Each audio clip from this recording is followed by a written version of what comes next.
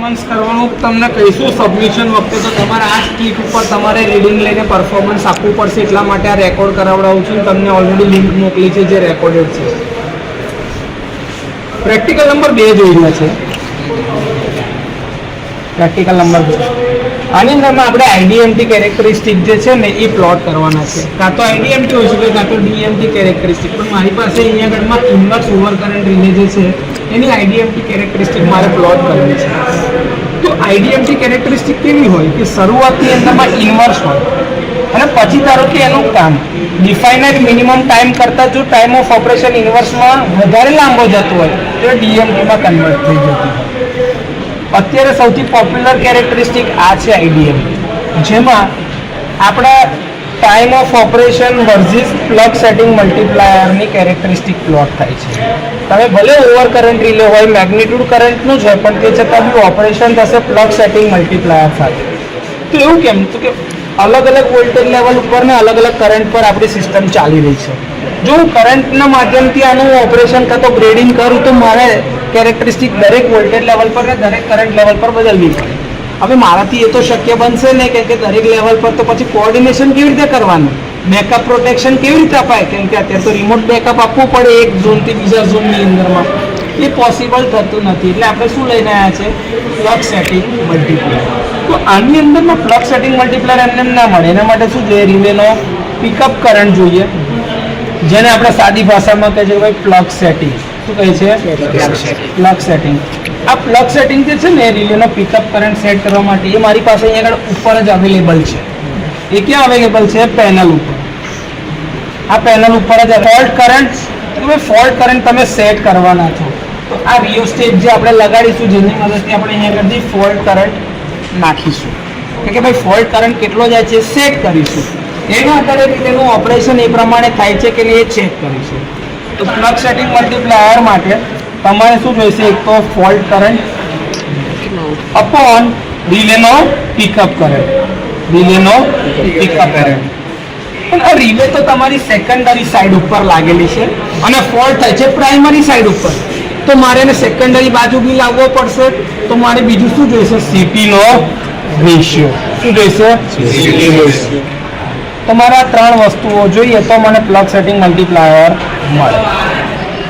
Plug setting multiplier હોય અને time of operation હોય તો મારા ત્યાં ગણતરી થશે.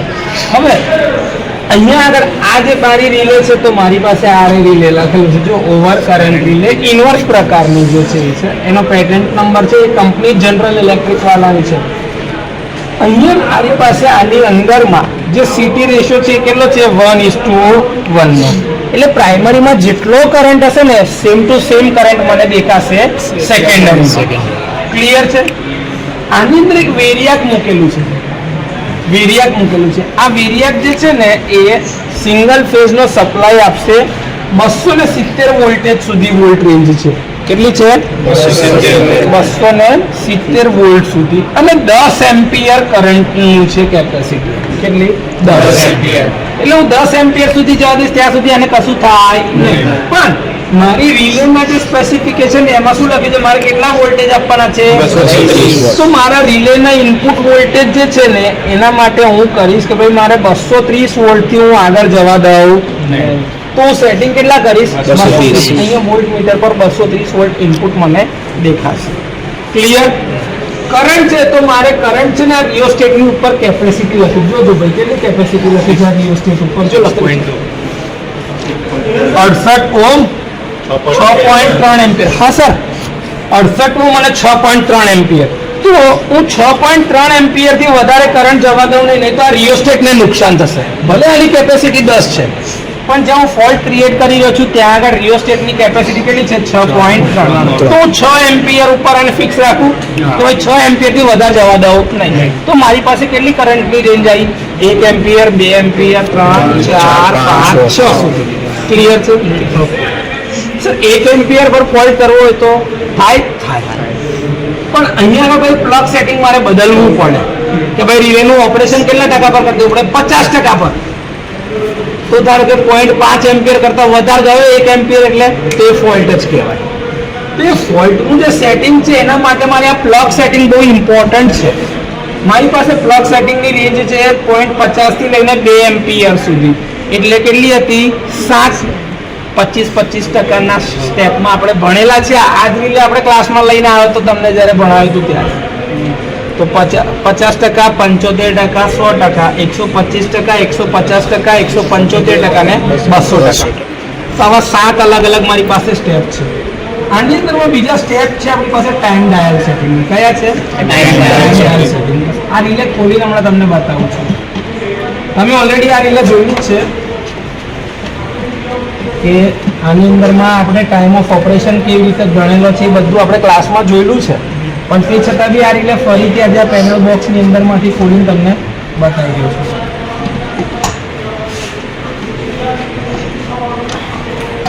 આ તમારું ટાઈમ ડાયલ સેટિંગ છે. આઈ રહ્યું રિલેમાં છે જો ટાઈમ ડાયલ સેટિંગ છે. આમાં 0.1 થી લઈને જો અહીંથી અલગ બતાવું સેટિંગ 0 એટલે કે ઇન્સ્ટન્ટેનિયસ. 0 એટલે શું? કોઈ ડિલે લાગે નહીં, તરત જ આમાં જ આટલામાં જ ઓપરેટ થઈ જાય. આજે કરું છું આ શું બતાવે છે કે એનું ટ્રાવેલિંગ ડિસ્ટન્સ અહીંયા આગળ પહોંચે એટલે રિલે એના કોન્ટેક્ટ ક્લોઝ કરી નાખશે.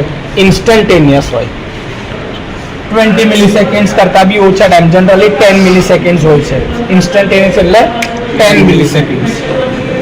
આની અંદરમાં જ્યારે ટાઈમ ડાયલ સેટિંગ નક્કી કરીશું 0.1, 0.2, 0.3 લઈને છેક 1 સુધી જવાય. બરોબર છે. હવે તમારી મેન્યુઅલ લાવો. આ તમારી મેન્યુઅલ છે. બરોબર છે. આ મારું સેટઅપ છે. તો કરે ભાઈ એક સ્વિચ પાડ. તમે જેવી સ્વિચ પાડશો ને અહીંયા આગળથી આને હું જોઉં છું. જો આવી ગયું મારું આ કનેક્શન ઓકે છે. હા, આ મારું કનેક્શન ઓકે છે. હવે છે ને જ્યારે આ ચાલુ હોય તો રિલેના કોઈ બી પાર્ટને અડકવાનું નહીં. એમાંથી કરંટ ફ્લો થઈ રહ્યો છે એટલે એને અડકવાનું નથી. સેફટી માટે જ આ શું લગાડેલું હોય? પ્રોટેક્ટિવ કવર આવું લાગેલું હોય. અને જેવી રિલે ટ્રીપ થાય ને પછી આ ફ્લેગથી એને આપણે રીસેટ કરીએ. ફ્લેગથી શું કરીએ? રીસેટ કરીએ. હવે મારે વારે ઘડીએ આપણે ટાઈમ ડાયલ સેટિંગ ચેન્જ કરવાનો છે એટલા માટે મેં આ કવર હમણાં ખુલ્લું રાખ્યું છે, પણ એ ખુલ્લું રાખવાનું ઓકે. સપ્લાય હમણાં બંધ કરું છું. કેમ સર? હજી મારે અર્થ ફોલ્ટ બી તો ક્રિએટ કરવો પડશે એટલે રિયોસ્ટેટ લગાડવો પડશે. તો આ મારો રિયોસ્ટેટ છે. આ રિયોસ્ટેટનો જે ઉપરનો ટર્મિનલ છે પ્લસ એ અહીંયા આગળ લગાડું છું. કનેક્ટ થઈ ગયું? ઓકે. હવે તમે જે પ્રમાણે કીધું એ પ્રમાણે સૌથી પહેલાં મારે શું જોઈશે ભાઈ કે ભાઈ કેટલો કરંટ જોઈએ છે પ્લગ સેટિંગમાં. તો હું પહેલાં ફોલ્ટ કરંટ સેટ કરું. 6 એમ્પિયરથી વધારે જવાશે નહીં. અહીંથી મેં આને ચાલુ કર્યું, ઓન પુશ બટન દાબ્યું, ટાઈમર ચાલુ થઈ ગયું મારું. મારે પહેલા શું કરવું છે? ફોલ્ટ કરંટ સેટ કરવો છે. તો હું આ બ્રેકરને શું કરી દઉં છું? બ્રેકર ટ્રીપનું જે બ્લોકિંગ છે એને શું કર્યું? ઓન. એટલે મારું બ્રેકર શું થઈ ગયું? બ્લોક. એટલે બ્રેકર ટ્રીપ થશે જ નહીં. ભલે ગમે તેટલો કરંટ વધારે જાય, બ્રેકર ટ્રીપ થાય. ઓકે. તો સૌથી પહેલા હું કરંટ સેટ કરી રહ્યો છું. જો અહીંયા વોલ્ટેજ હજી કેટલા છે? 1.3. મારે કેટલા લઈ જવાના છે? 230. એ વોલ્ટેજ વધી રહ્યા છે, કરંટ બી વધી રહ્યો છે. દેખાય છે?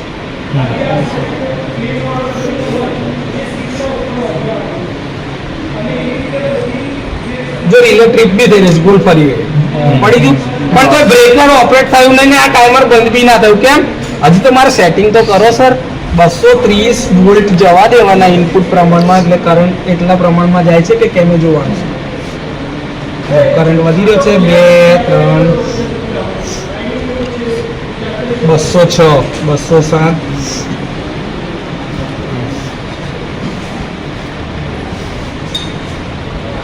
અમે 230 વોલ્ટ કરી દીધા છે. બરોબર છે. તે ટાઈમે મારો કરંટ કેટલો છે? 3.50. તમારે કરંટ બદલવો છે, કેટલો કરવો છે ભાઈ? કરંટ બોલો. અહીંયા કરંટ કેટલો સેટ કરવો છે? 6 સુધી જવાશે આપણાથી. બોલો વધારો થોડું?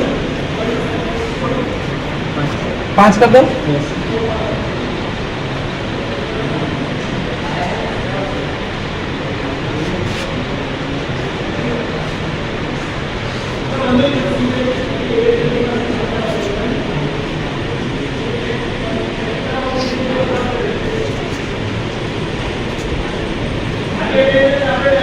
છે 5 એમ્પિયર કરંટ. તારો વોલ્ટેજ તો 226 છે. એટલે મેં પાછા વોલ્ટેજને 230 ની આજુબાજુ લાવી દીધા. ડન છે. હવે મારે શું કરવું છે સર? મારે બંધ તો કરવું પડશે. મેં આ શું કર્યું? બંધ કર્યું એટલે રિલે રીસેટ થઈ ગઈ. બરોબર છે. આને રીસેટ કરું છું.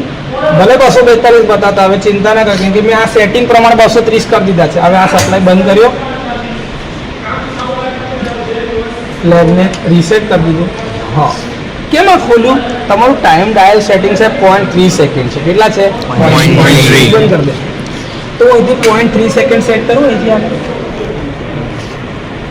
0.2 અને આ મારા 0.3 સેકન્ડ. ડન છે. તો હવે મારા 0.3 સેકન્ડ પ્રમાણે છે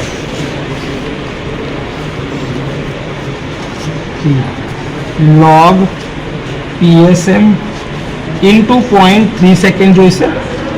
મારો પ્લગ સેટિંગ મલ્ટીપ્લાયર કેટલો હશે? PSM, કેમ કે મેં કરંટ કેટલો જવા દીધો અહીંયા આગળમાં 5 એમ્પિયર. તો 5 ભાગ્યા 1 5 અને CT રેશિયો બી 1 જ છે, તો 5 ડિવાઇડ બાય 1 એટલે 5 થઈ જશે. તો મારો PSM કેટલો થઈ ગયો? 5. તો એ પ્રમાણે 3 log 5 into 0.3 થશે. log 5 કેટલા આયા? 0.69 આયા. 3 ડિવાઇડ બાય આન્સર into 0.3 કેટલું આવ્યું? 1.2876 સેકન્ડ. 1.2876 સેકન્ડ. ચાલુ કરીએ. રિલે તો રીસેટ થઈ ગઈ છે, ટાઈમર બી રીસેટ થઈ ગયું. સપ્લાય ચાલુ કરી દે ભાઈ. હવે દેખાવું જોઈએ. આ ચાલુ કર્યું? શું? હા, કરું. એ કર્યું. આ બધું થઈ ગયું. મેં ફોલ્ટ શું કર્યો? ઓન કરી દીધો છે. ફોલ્ટ ઓન જ છે. બધું 0 છે. બ્રેકર હવે ટ્રીપ થવું જોઈએ. હવે ઓન પુશ બટન દાબીશ ને એટલે ડાયરેક્ટ 5 એમ્પિયર નો કરંટ જશે ને આ રિલે મારી ફરવા લાગશે. જોડીશ. આવી ગયું 1.28 સેકન્ડ. તમારું ગણતરી જવાબ કરો તો 1.2876 સેકન્ડ. ટાઈમ ઓફ ઓપરેશન આવી ગયો 1.28 સેકન્ડ. Done or not? 1.28 થઈ ગયું. હવે ફોલ્ટ કરંટ ધારો કે આટલો ને આટલો જ રાખીએ, પણ ટાઈમ ડાયલ સેટિંગ જે છે 0.5 નું કરી દઈએ. તો શું થાય કે ભાઈ સર ટાઈમ ઓફ ઓપરેશન શું થશે? વધારે થશે. ટાઈમ ડાયલ સેટિંગ મોટું થયું ને, આ વધે તો આના લીધે આની કિંમતમાં વધારો થશે કે નહીં થાય? કે આ ટર્મ તો ફિક્સ જ છે, 3/log 5 તો ફિક્સ જ છે, એ બદલાય નહીં. તો હવે ટાઈમ ડાયલ સેટિંગ વધશે તો ટાઈમ ઓફ ઓપરેશન વધશે. ચેક કરવું છે પ્રેક્ટિકલી એ વસ્તુ. તો મેં 5 એમ્પિયર એવા ને એવા જ રાખું તો બદલતો ચાલશે? અને બદલવા તો બદલાય. 6 લગીન જવાશે. જેવું કઈ છે ને, તમે એવું કહેતા હોય કે સર બદલીને બતાવો ને તો વધારે, તો બી વાંધો નથી. કેવું કરવું છે? 5.6 5 પર એનાલિસિસમાં આગળ પડી જાય. બીજામાં 5.6 બીજામાં લઈ લઈએ. ચાલશે? બીજા 150% 5.6 લઈ લઈશું. ચાલે ને?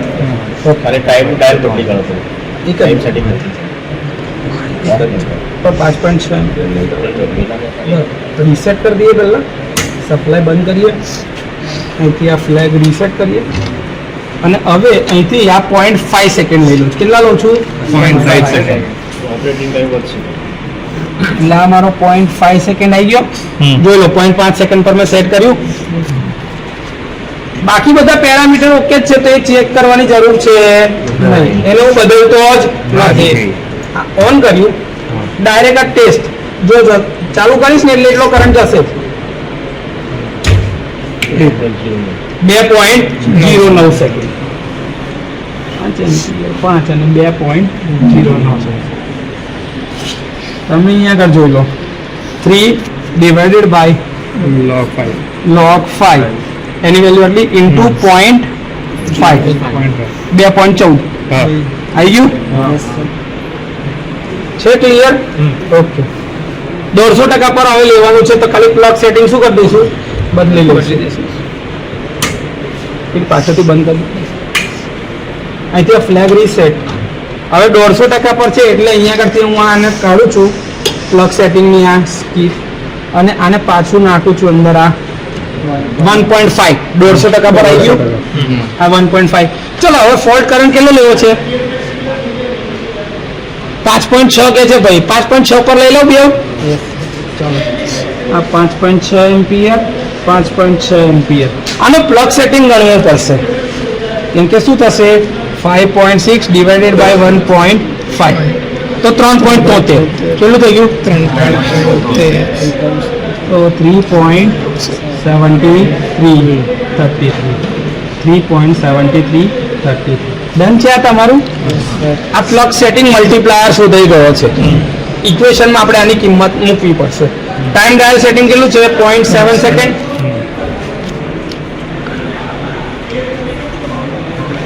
આ 0.7 સેકન્ડ પર મેં સેટ કરી દીધું ડન મારો ફોલ્ટ કરંટ કેટલો સેટ કર્યો 5.6 એમ્પિયર એટલે પહેલા મેં શું કરું છું ચાલો આને ટ્રીપમાં બ્લોક કરી દીધો અને 5.6 એમ્પિયર કરંટ જવા દઈશ 5.13 છે 5.6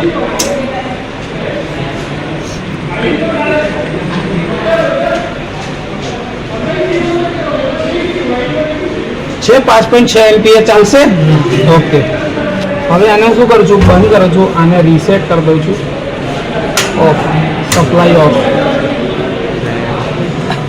ત્યારે બી છે ને ભાઈ નિષ્કાળજી રાખવાની નહીં અડકતી વખતે થોડુંક સાચવીને કરજો એટલે હું સપ્લાય બંધ કરીને કરું છું અને રીસેટ કરું ત્યારે 0.7 સેકન્ડ પર છે હવે મારા ઓપરેશન મળી જશે મેં એને બ્લોક કરી દીધું તું એ ઓફ કર્યું પાછું ઓન કરું બાકી બધું ઓકે છે સ્ટાન્ડર્ડ પોઝિશન પ્રમાણમાં ડન છે જેવું ઓન પુશ બટન દાબીશ ને એટલે મને જવાબ મળી જશે જો ડિસ્ક ફરી 3.75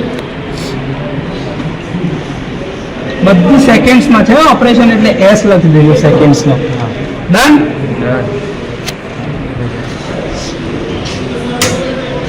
રીસેટ કરવાનું ભૂલી ગયો છું પણ વાંધો નહીં મારે 0.8 પર પેલું સેટિંગ કરંટનું એટલું જાય છે કે નહીં જોવું પડશે ને પહેલાં એટલા માટે હે ને 0.8 સેકન્ડ કરે છે કરંટનું સેટિંગ એટલું ને એટલું જ છે કે મેં જોઈ લેવાનું બાકી છે એટલે અત્યારનો કરંટ 5.6 છે જો 5.6 છે એટલે વાંધો નહીં હવે થઈ જવા દો આપણે ડન થઈ ગયું હવે સ્ટોપ કરો રીસેટ બ્લોક ઓફ સપ્લાય બંધ કરે ભાઈ જો હું આનાથી કરું છું તમે આ બધું કરતા ના એટલા માટે કારણ કે દર વખતે કવર ચડાવવું પડે આ ઇન્સ્યુલેશન જ છે ઉપરવાળું નીચે કાર્બન હોય ને તે કંડક્ટિંગ છે પણ એની ઉપર આ જે લાકડું હોય ને લાકડું એ ઇન્સ્યુલેશન છે એટલા માટે ડન ચાલુ કરું હવે આવે જે બી આવશે ટાઈમ ઓફ ઓપરેશન ગણાશે 0.8 સેકન્ડ સેટ છે કરું ઓન ચાલો પેલા કરતા વધારે આવવું જોઈએ તો આવ્યો 4.33 સેકન્ડ ડન ક્લિયર કોઈ ડાઉટ